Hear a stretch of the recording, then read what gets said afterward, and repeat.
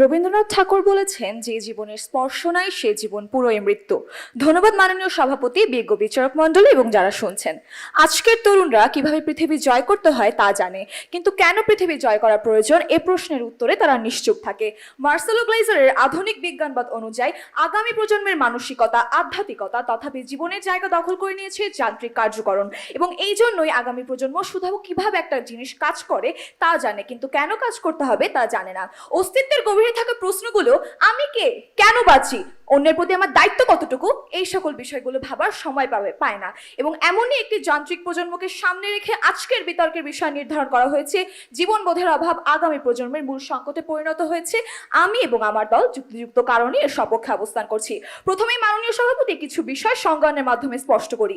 আমরা মনে করি মানবিকতা, আত্মসম্মান, সমাজ ও রাষ্ট্রের প্রতি দায়বদ্ধতা, এগুলোকে বস্তু কেন্দ্রিকতা থেকে বেশি মূল্যায়ন করাকে জীবনবোধ বলে।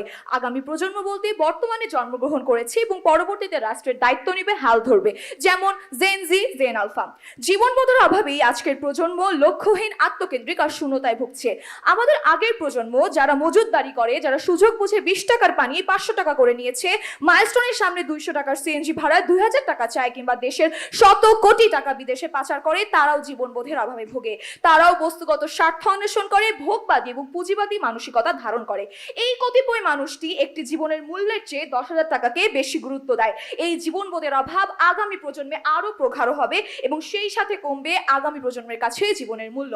আগামী প্রজন্মের সংকটের পেছনে আমরা মোটা দাগে যে সকল ক্ষেত্রগুলো খুঁজে পাই: 1, জীবন মূল্যবোধের অবক্ষয় ঘটে; 2, সামাজিক ও পারিবারিক অবকাঠামো ধ্বংস হয়; 3, ব্যক্তির জীবনের মূল্য ক্ষুদ্রতর করে ব্যক্তির আর্থিক ও মানসিক বিকাশ বাধাগ্রস্ত হয়; 4, ভোগবাদী সমাজ তৈরি হয় যেখানে সবাই আত্মকেন্দ্রিক; 5, সভ্যতার বিকাশ বাধাগ্রস্ত করে; এবং 6, মানবীয় গুণাবলীর ইতি ঘটায়। এখন আসুন মাননীয় সভাপতি, এই কারণগুলোর পেছনে যে জীবনবোধের সংকটের মূল কারণ, সেটি আজকে আমরা 4টি দাগে প্রমাণ করে দিয়ে যাব। 1, জীবনবোধের অভাবে মূল্যবোধের অবক্ষয় ঘটছে, অর্থাৎ আজকের তরুণরা লক্ষ্যহীন, তারা দ্রুতই সফলতা চায়, তাদের মধ্যে সততা, দায়িত্বহীন, সহানুভূতি কমে যাচ্ছে।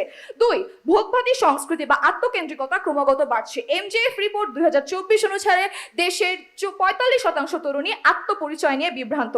3, প্রযুক্তি আসক্তি সর্বোচ্চ আকার ধারণ করেছে। এবং 4, পরিবার বিচ্ছিন্নতা এবং সামাজিক দায়বদ্ধতার অবমূল্যায়ন হচ্ছে, অর্থাৎ আজকের তরুণদের মধ্যে আত্মহত্যা, হতাশা, মাদকাসক্তির পরিমাণ ক্রমাগত বেড়ে চলেছে। মাননীয় সভাপতি, আসুন আপনাকে আজ সম্প্রতি ঘটে যাওয়া একটি মর্মান্তিক দুর্ঘটনার কথা বলি। দিনটা ছিল 14 জুলাই 2025।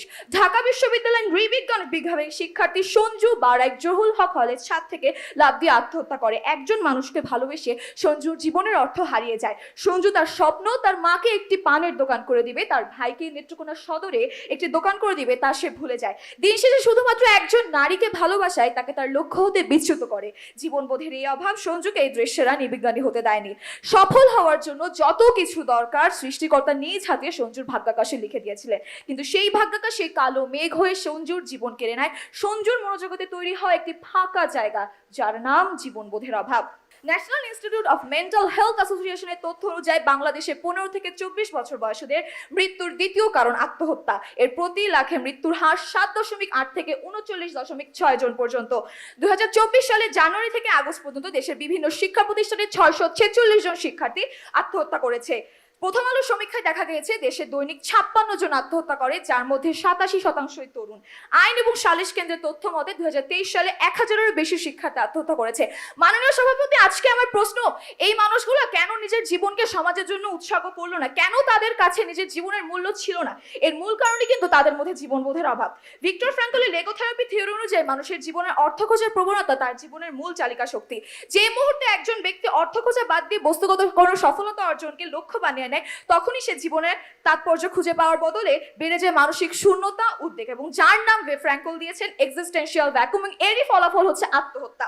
মাননীয় সভাপতি, ভূমি প্রতিবন্ধী সাইফুজ্জামান চৌধুরী ইংল্যান্ডে অবৈধ টাকায় 350টি বাড়ি বানান। কতটা জীবনবোধহীন হওয়া গেলে তিনি 350টা বাড়ি বানান এবং সেখানে থাকতে চান? মাননীয় সভাপতি, তিনি কি জানেন না কাফনের কাপড়ের তো পকেট থাকে না, এত টাকা দিয়ে মন্ত্রী করবে কি? মাননীয় সভাপতি, একবার সেই ব্যক্তির কথা ভাবুন যার কাছে একটি গদির মূল্য 2000 মানুষের জীবনের চাইতেও বেশি।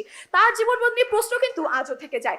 জীবনবোধের অভাব মানুষের জীবনকে তুচ্ছ করা শেখায়, হোক সে জীবন নিজের কিংবা অন্যের। মানব জীবনের দায়িত্বগুলো কেন্দ্রগুলো যখন বস্তুকেন্দ্রিক সাফল্যের কাছে বিক্রি হয়ে যায়, তখন জীবনবোধের সংকট একজন মানুষকে মানবীয় গুণাবলীহীন বানিয়ে দেয়। বাংলাদেশের অতীত যেমন কলুষিত, শাসকের জীবনবোধের অভাবে ভবিষ্যৎ কিন্তু হুমকির মুখে প্রজন্মের জীবনবোধের অভাবে। শেষ করছে চিত্তরঞ্জন সরকারের কবিতার কিছু লাইন দিয়ে। জীবনবোধের অভাব হলে মরতে হবে খাদে পড়ে, মিথ্যা নয় সত্যি বটে, জীবন পথে এটাই ঘটে। ধন্যবাদ।